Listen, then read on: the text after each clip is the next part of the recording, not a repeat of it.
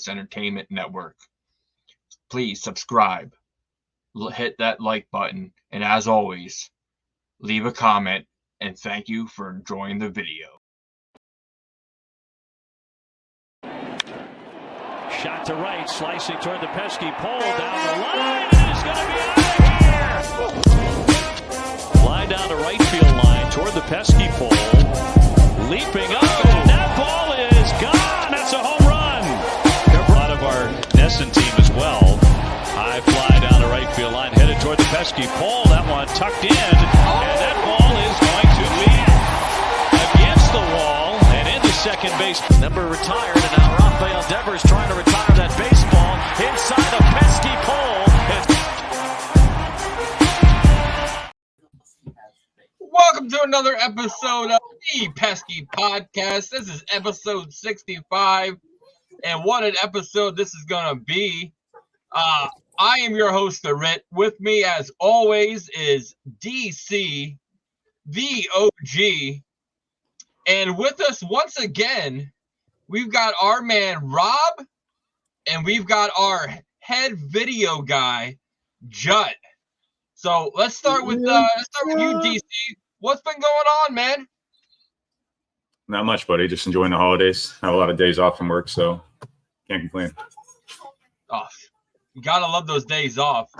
OG, man, what's been going on? I seen that you kind of got a little guest appearance on the Foxborough Fellas podcast.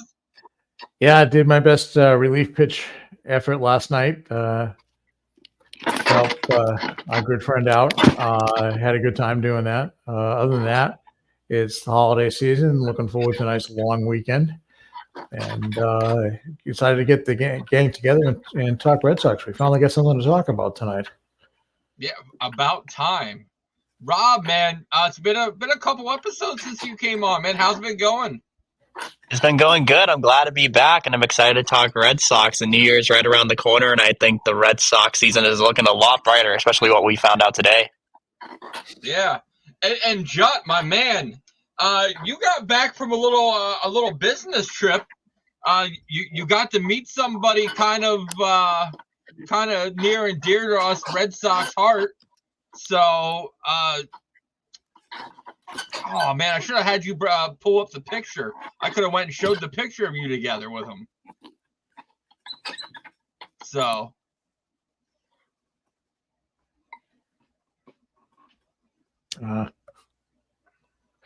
Judge says Florida was unsuccessful because he lost all 4 games, and the weather was crazy.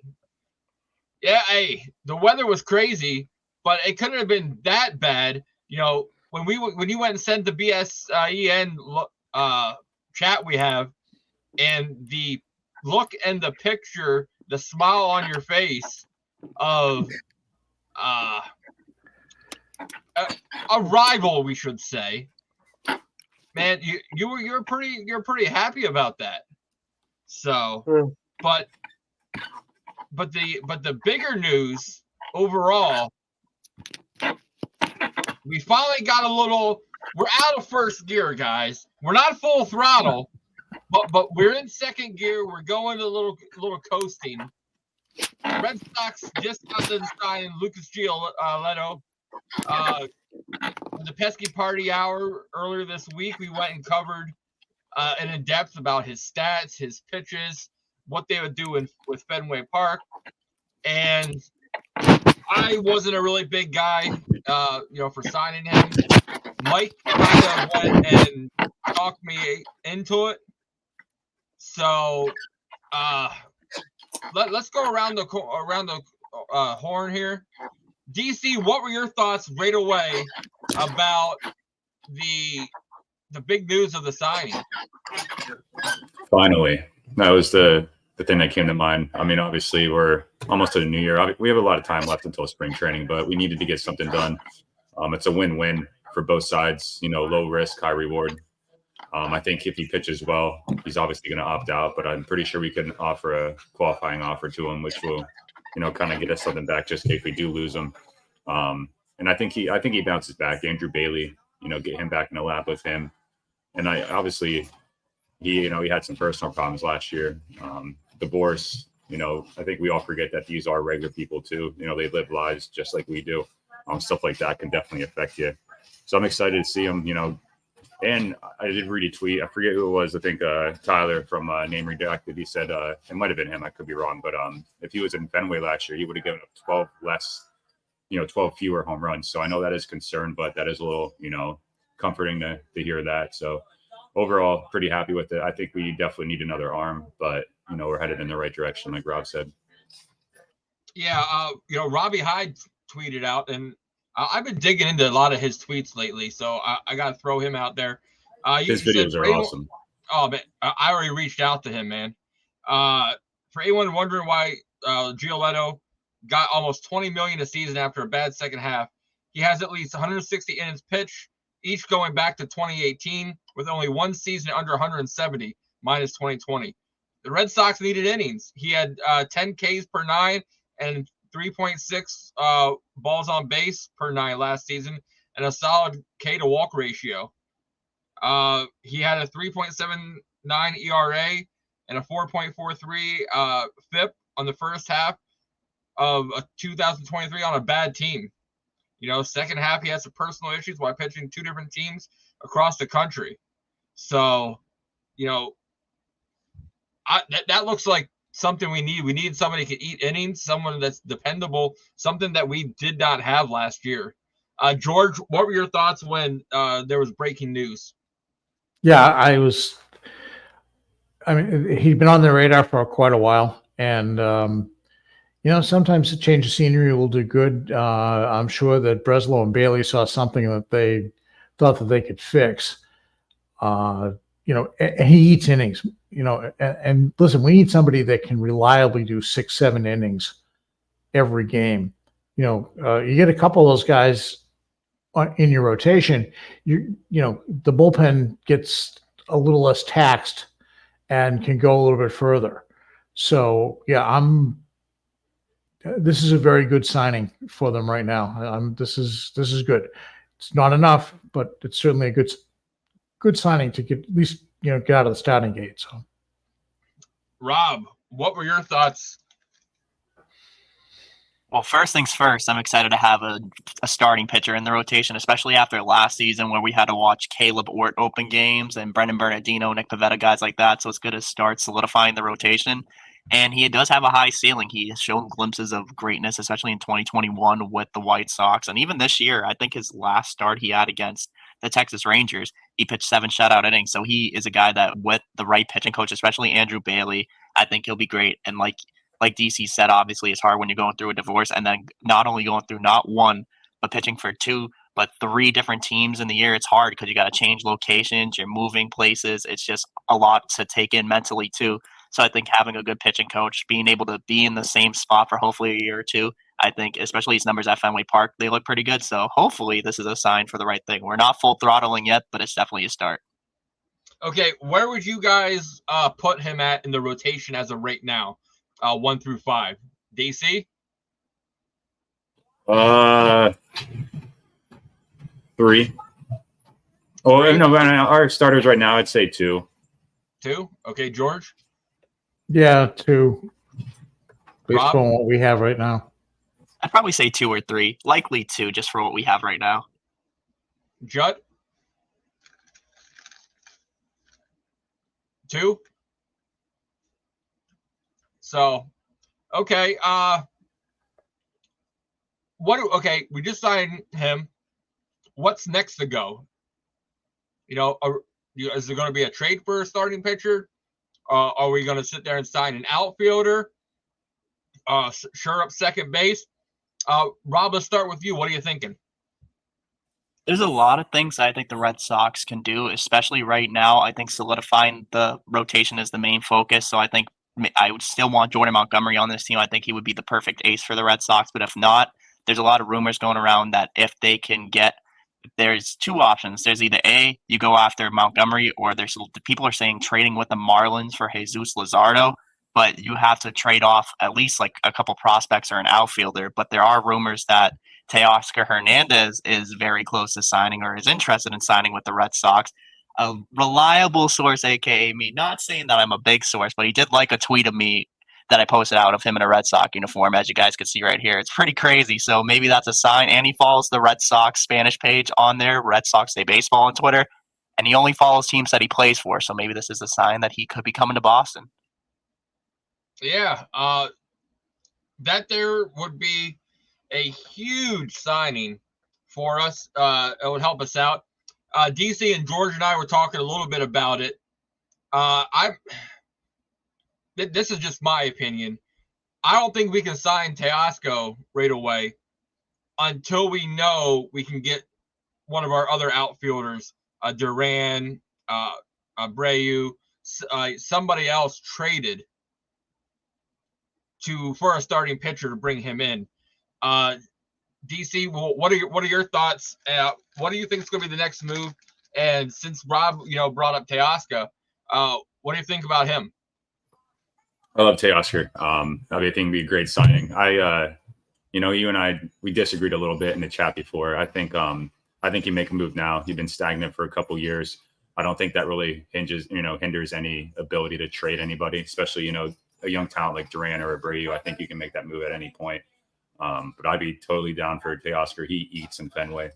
We need a right-handed power bat, and I would just love to see him. But I do think, obviously, starting pitching is the most important. You need to, be in the games, not only just score runs. But I do think a trade is probably the next route for a pitcher. I mean, I would love Luzardo from Miami. I think, like Rob said, it would take a hefty price. But I think, you got to make those kind of moves. You got to make those decisions. We have the farm system to do it.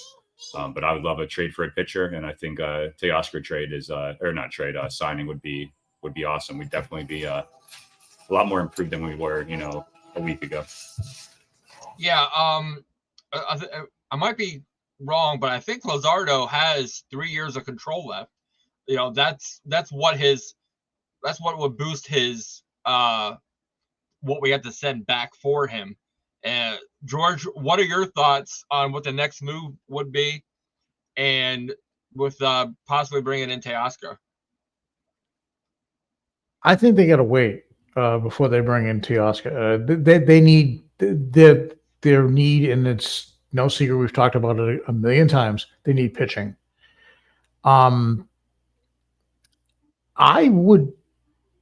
take a flyer on talking to Paxton and have him come back. He ran out of gas last year. I mean, he hadn't pitched in forever, and he would look very, very good the front part of the season when he finally got, in the rotation in June. But he hadn't pitched, and he ran out of gas.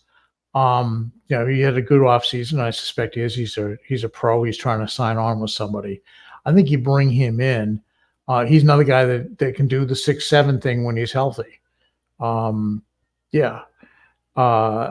think Teoscar would tear up the wall in Fenway, but I think first things first, I think you can make a deal for a bat. Okay, their bats are always available. Good pitching, as we know, found out. I mean, the only thing that scares me about the Montgomery thing is Montgomery is represented by Boris, right?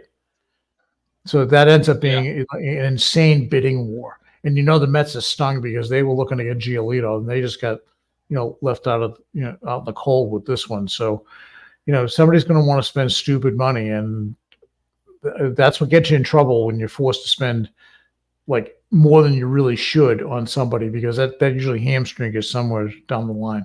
So I think another pitcher, but trade, maybe bring Paxton or both. So well, let's touch base back.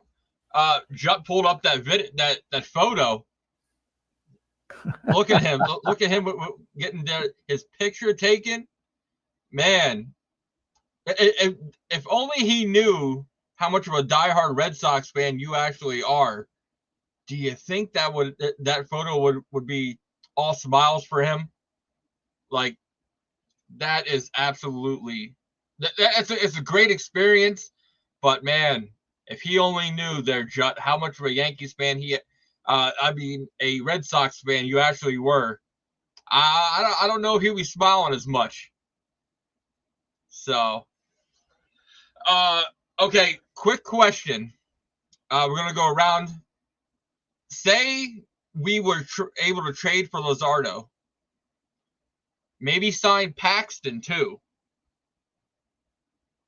trade, we're say Abreu, maybe Houck, maybe one of our prospects, that maybe even a Rafaela that, people don't want to see, down to get Luzardo, and then we sign Hernandez. Would you guys be okay and think that's a significant improvement with the rotation being Luzardo, Giolito, Sale, Bayo, and Cutter Crawford, for instance? Hernandez is in the outfield. Would you guys sit there and be happy with that? DC, let's start with you. Yeah, I mean, our rotation would be definitely upgraded. We'd have an ace. I think that trade you're gonna have to add, one of our top prospects into that. So you got to decide if that's worth it. I think it is. And signing that right-handed bat that we desperately need. And like I said, he destroys Fenway. It'd be fun to watch in a home uniform instead of him coming to visit. But yeah, I would be very happy with that. Just the return, you'd be giving up a lot. Would probably piss off some Red Sox fans, but you got to pay for pitching, especially pitching of that caliber and the contract control that you have. DC, who's the prospect that you're giving up? I think you got to throw up in either Meyer or Anthony. You have to. I think you do, in some sort of package. I don't think Rafael is maybe in that deal because I think, how, like you said, but I think you have to go with the top guy, which would be hard to do, but sometimes you got to do it. George, what are your thoughts on that potential offseason, and what prospect would you be giving up for Luzardo? I don't see them giving up Roman Anthony in that deal. I wouldn't be surprised if they gave up, as you said, a Houck, because right now Houck, in my opinion, belongs on the bullpen. And I wouldn't be surprised if they did like a Amada, a Blyce, and somebody else, Mickey Romero, even, who's got a relatively high ceiling, got hurt at the end of the year, but he certainly would fetch something. I'm not sold on Sale in your starting rotation. I keep waiting you keep waiting for the tires to come off on that. So yeah, that would be my only caveat in that include him in your rotation. But Luzardo, yeah, absolutely. That would be a major upgrade. And with a front of Luzardo, Giolito, and Bayo, that's a pretty formidable 1, 2, 3. And then you get a couple of veterans in the back end, or Crawford as a 5, and if you do bring back Paxton, that gives you a chance to win most every night. So. Yeah. Rob, what are your thoughts? What I think about for a Jesus Luzardo trade, if we're going with prospects, I could also see the Red Sox tossing in a guy like Nick York, because he's a guy that always gets thrown in the trade packages. But I wouldn't be surprised if the Marlins ask for major league ready talent, and something that I wouldn't be surprised if the Red Sox trade off, and I see this a lot on Twitter, Jarren Duran being included in a trade. I mean, he's like he's obviously major league ready, and he shows glimpses of greatness. And I know Justin's shaking his head because he's a big Duran guy, but I think the Marlins could use him too, because then they can move Jazz Chisholm back to the infield. He doesn't look good in the outfield there.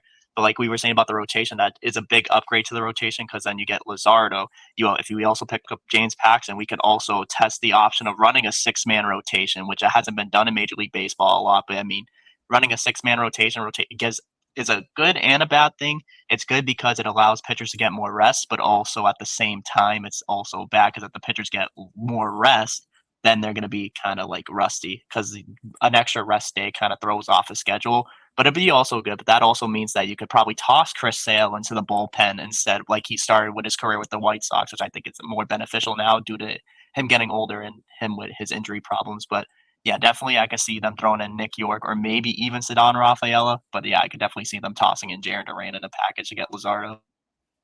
Hey, if you trade Jensen, man, you put Chris Sale in that closer role. I love it. Sorry, I didn't mean that. I just want to interject. Oh, no. No, go ahead. DC, you know exactly what I sit there, and I've always wanted Sale in the bullpen. For the past couple of years, less innings on his arm, less chance of being injured. A closer role, we've even talked about that when we were at work. I think he just has that mentality too. I think he shows a lot of fire, and he's not scared of the big moment. And like you said, it's a lot less on his arm as far as innings pitched. I don't know. I think it'd be cool. Jut says he wants Edward Cabrera from the Marlins. I've liked him. I just would rather have Luzardo personally. And who I would give up, man, if we can, in my opinion, we can't give up Jarren Duran right now because then we have no true center fielder out there. Like Abreu could play center field at Fenway, but I don't see that. I don't like Rafael playing out there.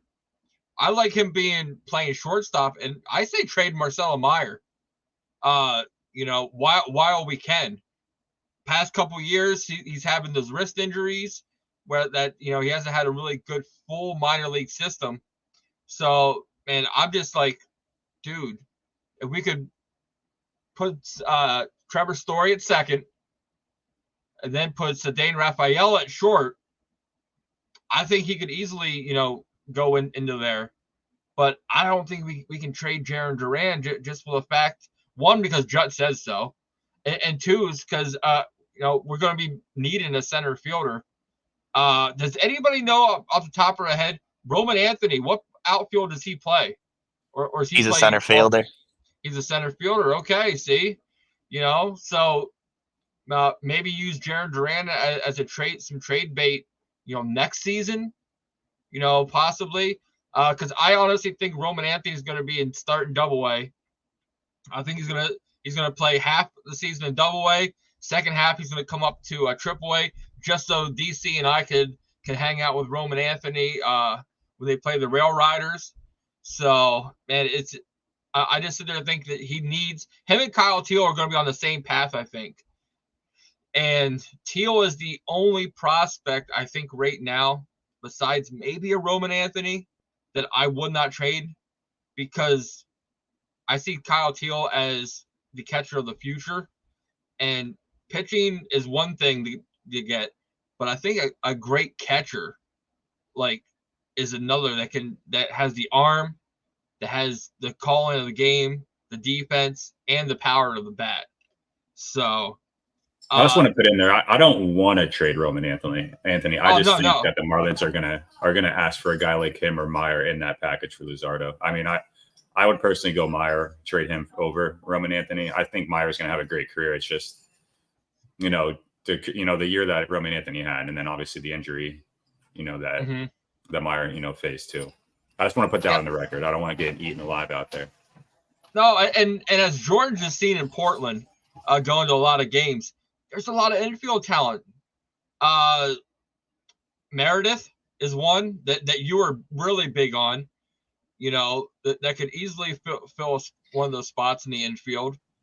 What other prospects do we have down there, George? That you got my draft. You've got York, Meyer, Blaze Jordan on the corners.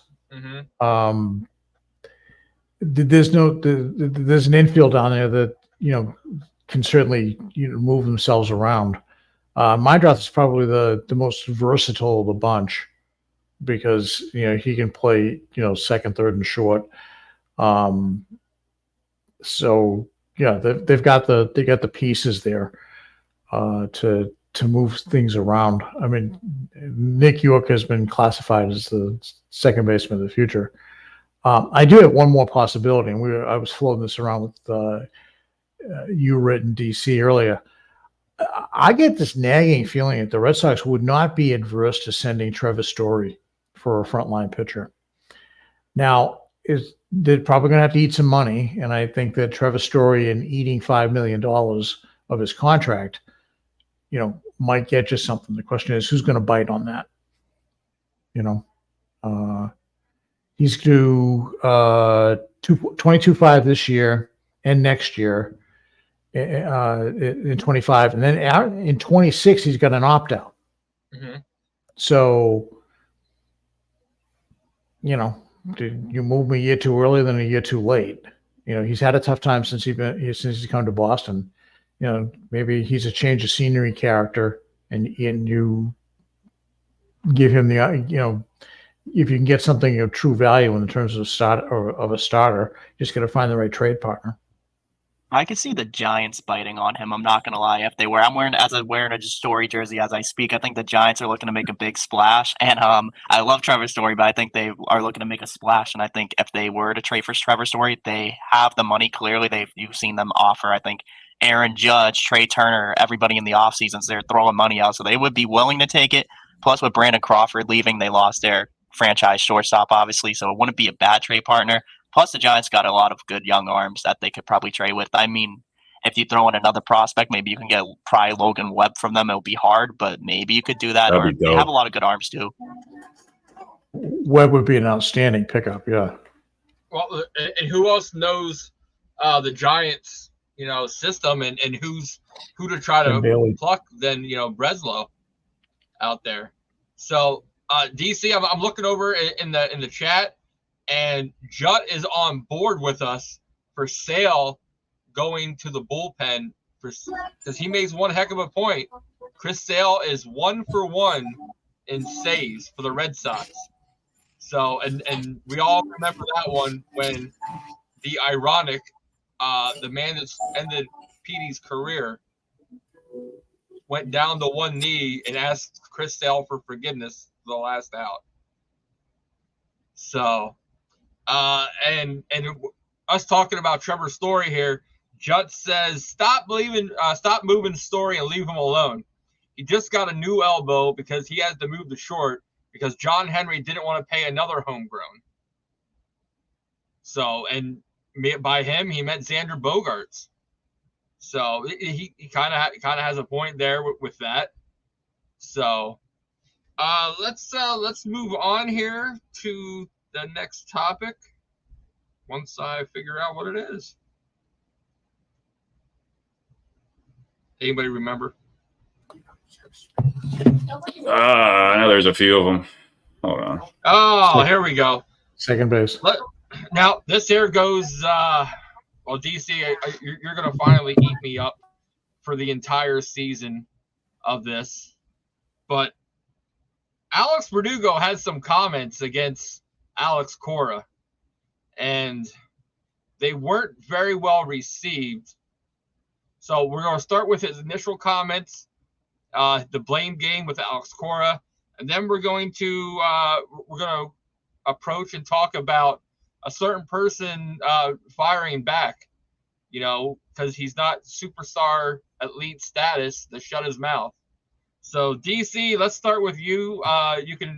You have the floor to rip me a new one for Mr. Verdugo. He is who I thought he was the whole time. Obviously, I know he had a fractured relationship with Alex Cora, but you see the way Alex Cora handled it. You know, he thanked him. You know, he was class act all the way, and then Verdugo, without even being asked, you know, kind of threw him under the bus. I think he's a big nerd. Never been a fan of Verdugo. I know he had a hot start. He just proved to me that he is who I thought he was. At this point, you just move on. You know, I guess it does add fuel to the fire for the rivalry, you know, that hasn't really been there. So I guess that's good for the fans. And I think we have that guy now that we can really hate on that team since they lost like A-Rod, you know, and other guys. But I'm not surprised. You know, it is what it is. I'm glad he's gone. I wish him the best, but I'm happy he's gone. Well, DC, I'm not going to go too hard on you, big dog. I was going to say, I can finally agree with you on one thing. Since he has now had to shave his face is ugly. So, OG George, what were your thoughts when you heard Verdugo, you know, pretty much throw him under the bus? He flat out proved my point about him being about as immature as you can get. He's a cement head. You know, he's got a little bit of talent, but he's not a superstar, you know, and we'll get to that in a minute. But, you know, he just, it's like he shot his way out of town, okay? And then he rips his old manager. how do you think that's going to play, in the, his new manager's office, who happens to be one of Cora's buddies. So, yeah, he immature as all get out. Thank you for leaving. Have a nice career.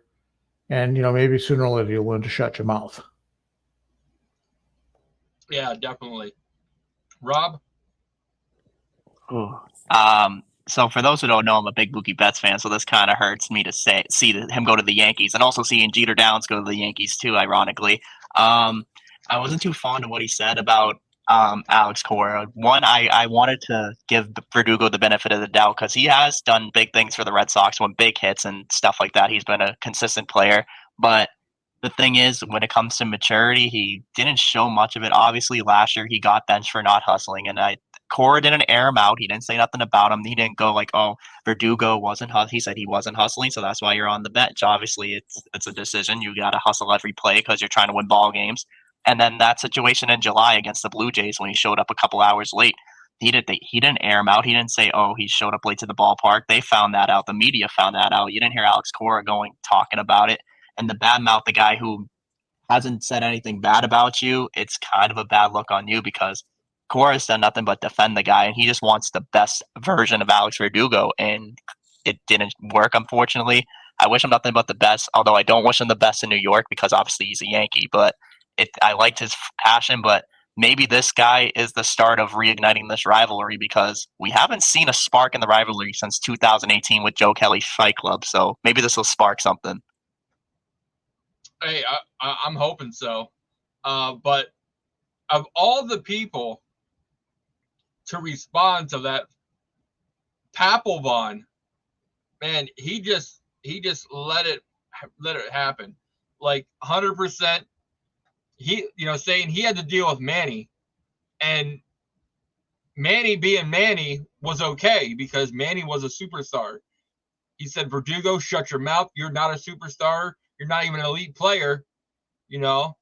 What do you guys think? Let's start with you, Rob, about what you thought on the Papelbon's comments back. I personally love it because obviously Jonathan Papelbon is very passionate about this team and passionate about the sport of baseball. But also we've seen in his playing career, he rubbed heads with a lot of people, especially like superstars like Bryce Harper for not hustling. So maybe that's tying back to like, okay, with Bryce Harper, it was like, okay, he's not hustling. As you could tell, he was angry. But back in the day, Papelbon's always been outspoken. And I think he's right. He's standing up for Alex Cora, who, again, did nothing wrong and said nothing wrong about Alex Verdugo. And I like how he says, if I played for him, I'd plunk him. That's definitely something Jonathan Papelbon would do. So I love that he's standing up for Cora, but also saying, hey, if I played for him, if I was one of you guys, I'd hit him. George, what do you think? Oh, perfect timing. I mean, it's classic Papelbon. He just, it's like, just like, as I said, you're not a superstar. Shut up.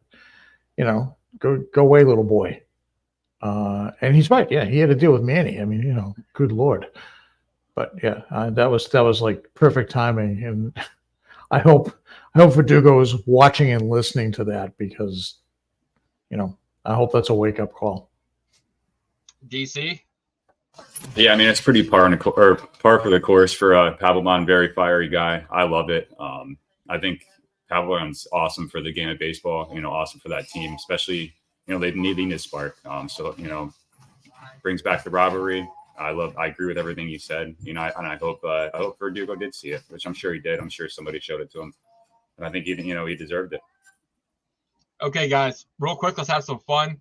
If you had one player in our bullpen right now that we're playing the Yankees, Verdugo's batting leadoff, who's sitting there and getting him right to the ribs? Let's start with you, George. Oh, wait, never mind. Rob's already got his answer. I got an answer locked in. It's Nick Pivetta. He's the guy. He's a definition of a guy who'll go to war for his manager. I think Nick Pivetta's the guy who would drill him easily. George? Yeah, Pivetta won Sale 1A. DC? Yeah, I agree. I think Pivetta would be the guy. That'd be awesome to see. I mean, I would love to see Sale do it because that just means he's in the bullpen like I've been pulling for the last couple of weeks. But yeah, I mean, I'd love to see it. If Sale would do it, it would make a little more sense than Pivetta, just because you got that lefty on lefty. And I'm sorry, it was a little bit too inside. But Pivetta, I can see him doing it. Be like, yeah, see, you put me in the bullpen, and I still have your back, Cora. You know, kind of a thing, because we all know that Pivetta did not want to be in that bullpen whatsoever. But look what he did once he settled in. You know, he really locked in and continued to do what he was meant to do. Let's see here. So let's go to who we think the odd outfielder out is going to be in our outfield. You know, me personally, we're not even going to talk about Rep Snyder, because I don't even think he even has a spot on this team overall, personally.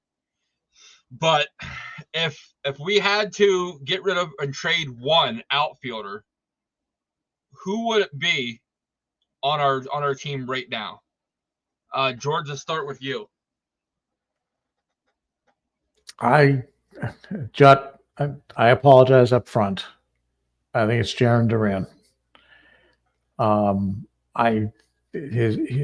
After his season of last year, and he just started to prove himself, I think that he becomes a very hot commodity, and his speed plays exceptionally well. I honestly believe he's very much the odd man out. So, real quick, Jut's he's really in on this Trevor Story thing. So Jut says, stop. We're not trading Trevor Story. This will be Trevor's first legit season with the Red Sox, with a regular spring training, with no lockout, no surgery.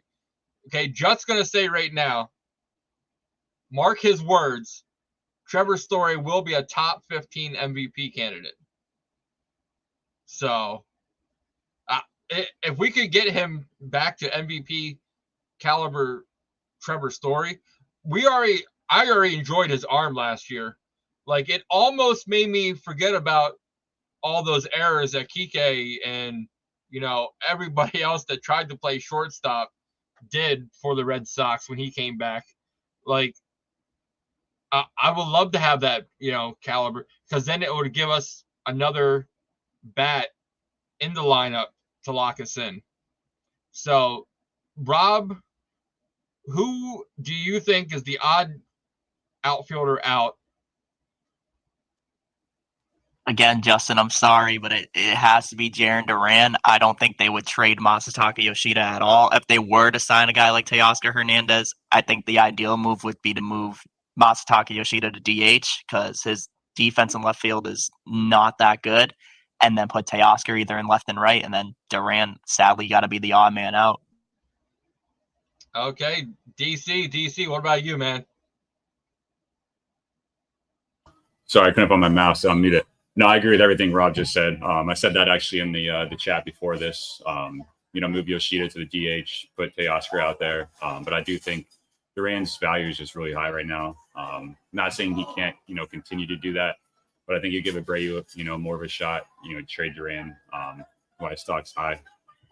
Sorry, Jut. I know you're probably not too happy, but I do agree with the Trevor Story thing. I think he has the ability to be, you know, he's shown he has been able to, you know, be, you know, top in the league, you know, hitting.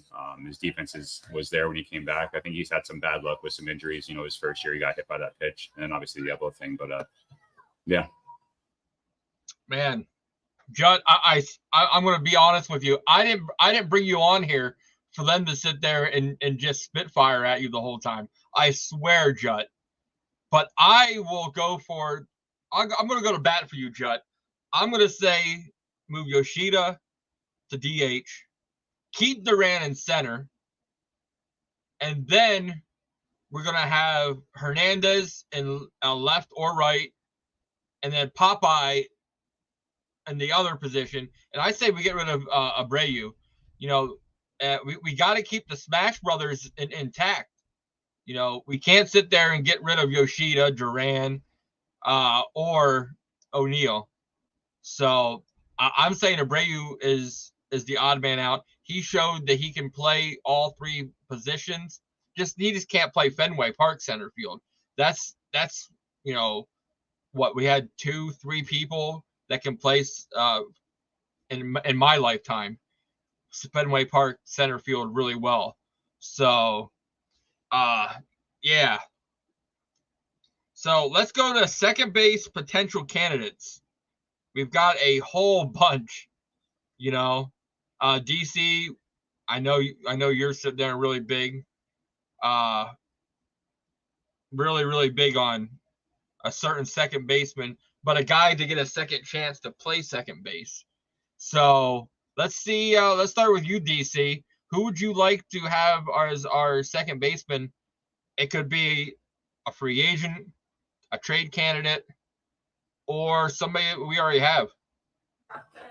So you guys know how I feel about Merrifield, and I've talked about, if not him, Tim Anderson, but I wouldn't mind going for Drury. I think he shows he can hit some power. His average isn't too bad. He can knock in some runs, get a trade, and he's on a cheap contract. I think he one more year. It was like a 2-year, $17 million one.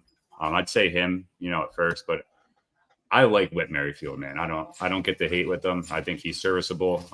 He'll steal some bags for you. Doesn't have any pop, anymore. Not that he really had that much, but I do like Whit Merrifield, but I wouldn't mind a Brandon Drury trade. Okay, I know Mike on the Pesky Party Hour. He is huge on a trade for Jonathan India from the Reds to shore up second base. I think that might take a little bit more than what we're willing to give up to get India, because he has a lot of years of control left for him. Yeah, that's what scares me about him. Yeah, George, what are your sit there and thoughts? Who would you want to play second base? I love the idea of Merrifield coming in. I don't see it. I honestly don't see the Reds giving up Jonathan India either.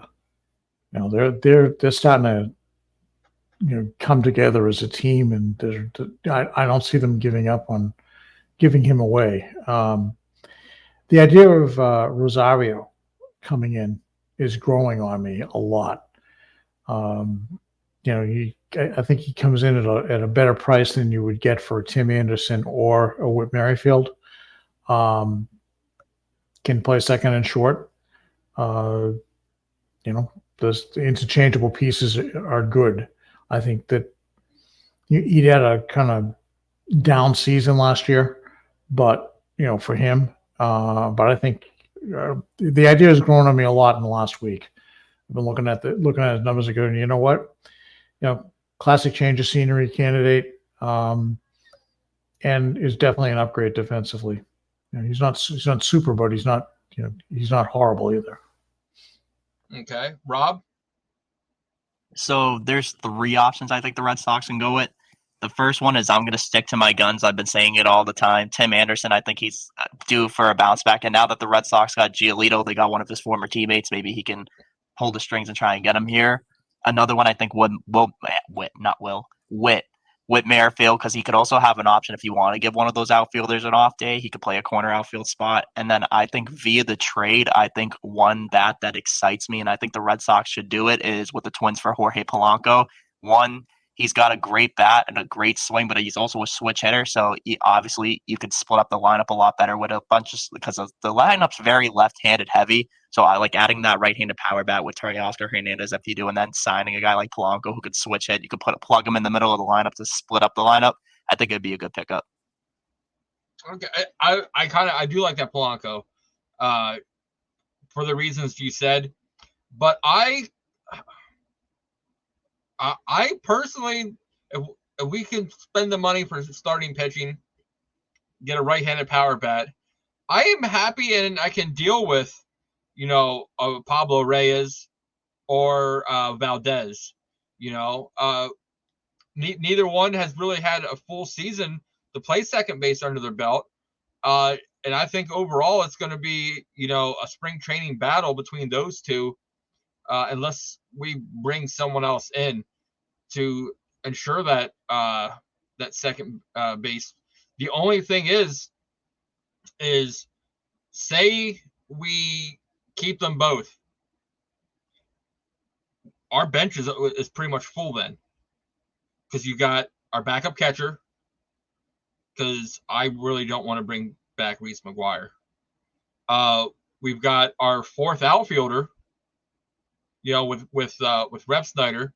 But if we sign Hernandez and don't trade an outfielder, then we got 2 outfield spots, because we also got Tyler O'Neill.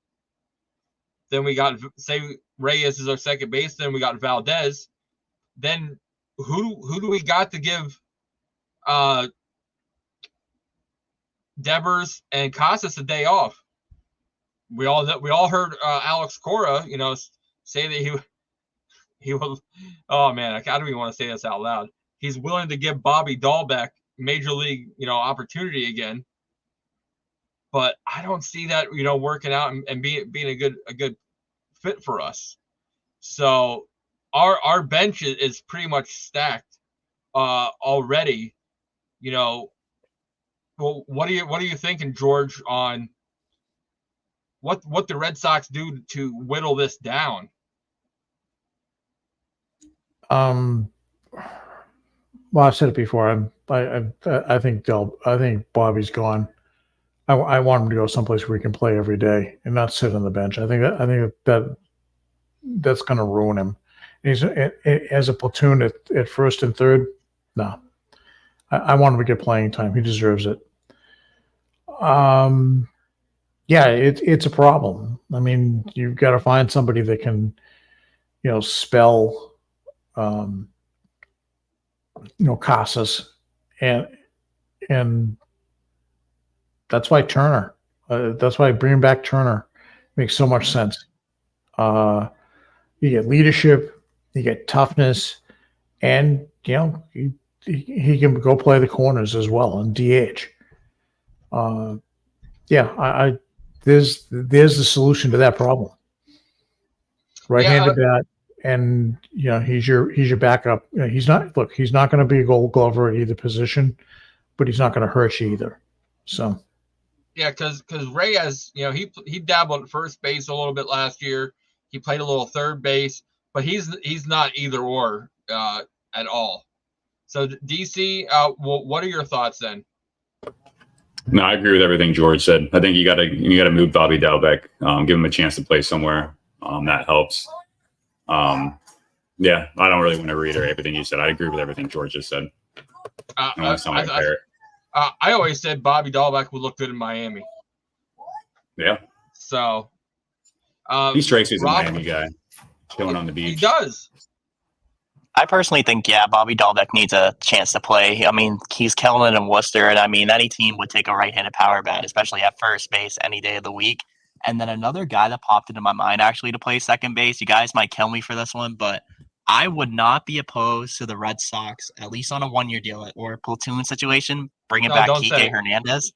I know you guys are going to hate me for that, but I mean, he looked good at second base when he played for the Red Sox and the Dodgers this year there, so it wouldn't be a bad move. But yeah, if we're talking about trading off bench pieces, I would like to see them trade Dahlbeck because I want him to get an opportunity. He deserves an opportunity. And then trading Reese McGuire, I wouldn't mind them trading Reese McGuire off. He's a good bat, and every team needs a backup catcher, and I feel like that would also help maybe push the deal with the Marlins to get a pitcher even too.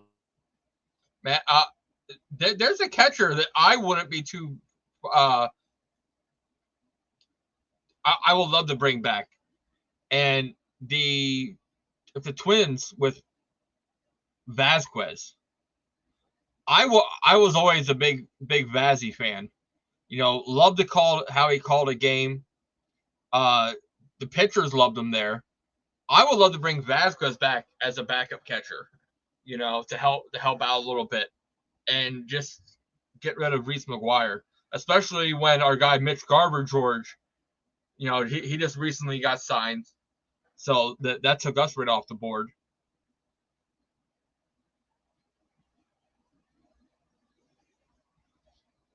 But Rob, you got something? Oh, I think Justin said him and I had talked about this trade for months. A trade that would make a perfect sense. Well, is Casas or Cease and Tim Anderson. Don't worry, Tim Anderson fits the Mayer timeline. He's a free agent after 24, and Dylan Cease a true number 1 and 2 years of control. I didn't even think of Dylan Cease. You're right, Justin. That's a good move. But the thing with the trade for Tim Anderson, now he's a free agent. But a Dylan Cease trade, I kind of like it, Justin. He's the ace the Red Sox need. Man, I have to listen about Dylan Cease all the time on the Pesky Party Hour, because that's what Mike Carista is always sitting there. We need to trade for Dylan Cease. We need to trade. I don't see it, but apparently he sees stuff in Dylan Cease that I don't particularly see. But maybe he's been on a bad team.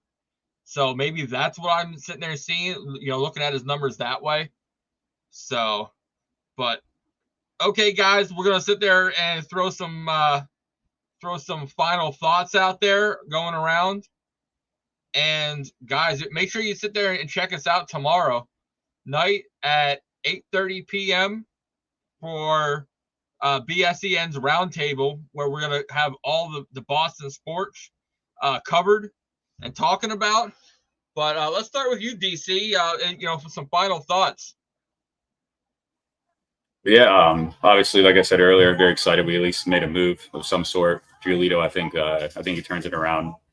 Innings eater. He, has a velocity when he figures out that fastball. And it's a win-win either way.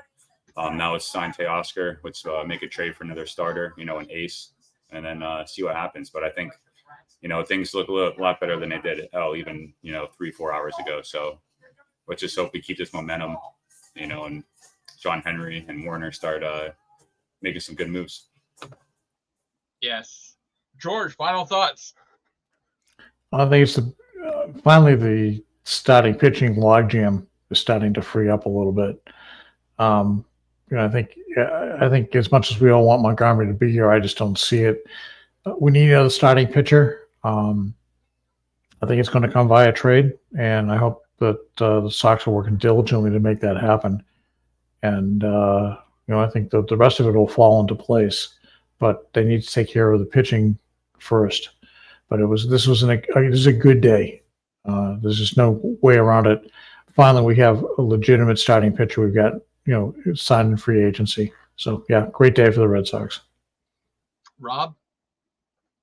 A great day for the Sox, indeed. We've been begging for a starting pitcher. We got a starting pitcher. What I think the Red Sox need to do now, like George said, make a trade for a pitcher, whether that's going to Miami for Luzardo or even going to last thought as well. I also thought of Corbin Burns with the Brewers, another good pitcher that is on the trade market too.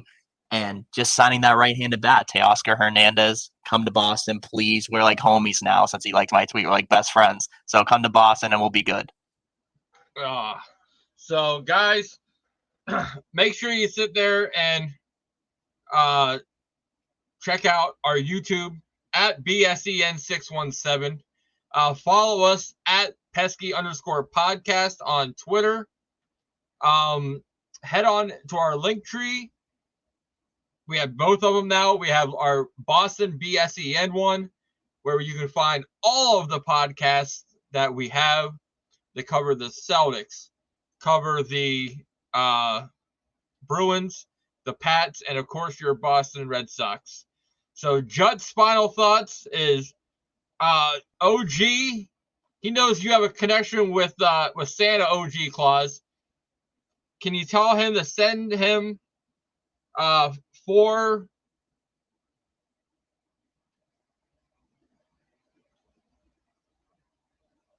billion? What?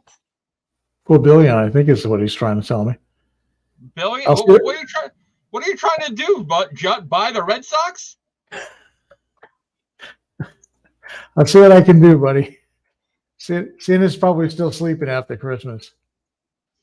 So, well, guys, make sure you check out our live on our YouTube channel tomorrow night, the BSEN Roundtable, and also Sunday when our guy from the Foxborough Fellows podcast, Pete Collins, goes head-to-head with our Dynasty Prouds, Alex, over the comment of real Patriots fans, because a lot of those Patriots fans, they want them to tank. A real Patriots fan, Alex, saying, wouldn't want him to do so. But as for myself, DC, the OG, Rob, and our man Jut, till next time on the Pesky Podcast.